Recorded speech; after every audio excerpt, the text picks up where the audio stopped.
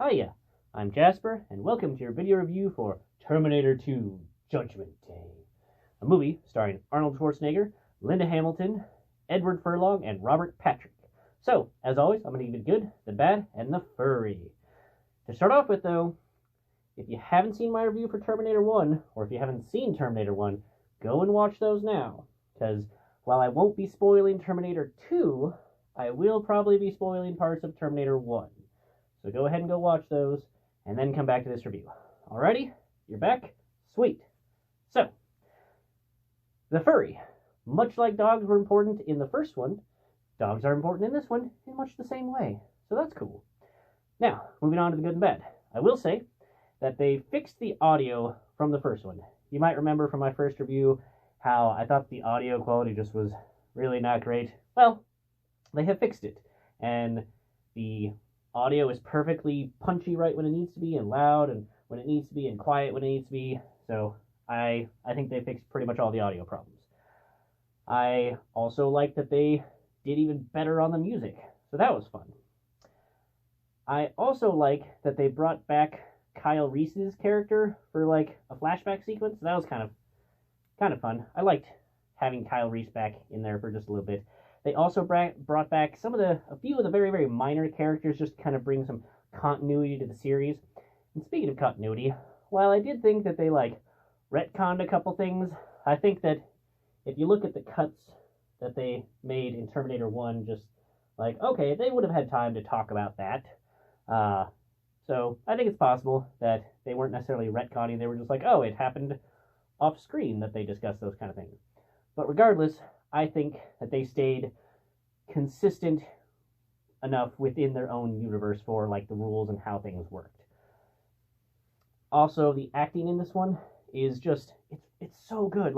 You really care about these characters, even though it's just, you could interpret it as just some big dumb action movie flick, but it's really interesting to see what happens to people before, during, after, when they believe that they know that in the future there's going to be a nuclear war, and that maybe you could do something to prevent it, and so kind of what that would do to you as a person, and then what the rest of the world would think of you, because, obviously they're going to think you're a crazy person, because how can you know the future?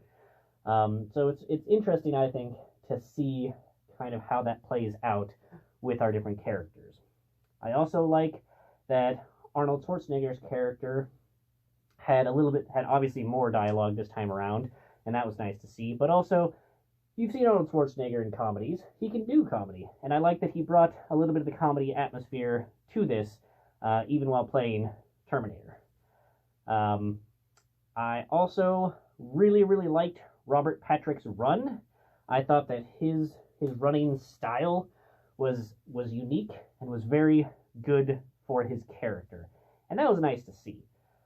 I overall really enjoyed this movie. I think they turned things way up for this, and I know that when it came out, it was really talked about how amazing the CGI was and just how phenomenal the effects were, and I know that their ability to get these things photorealistic was super difficult back then, and I just watched it again, and I think it holds up. So I think that makes it even that much more impressive that even after all this time, the CGI from then holds up now. And they did some things that I think really complicated the CGI that they had used, because there was times where the camera was moving when certain CGI elements were happening, where I'm like, man, if they just kept the camera static, I know it would have made their job way easier. So the fact that they were no, camera moves, man, I liked that. So the storyline works very well.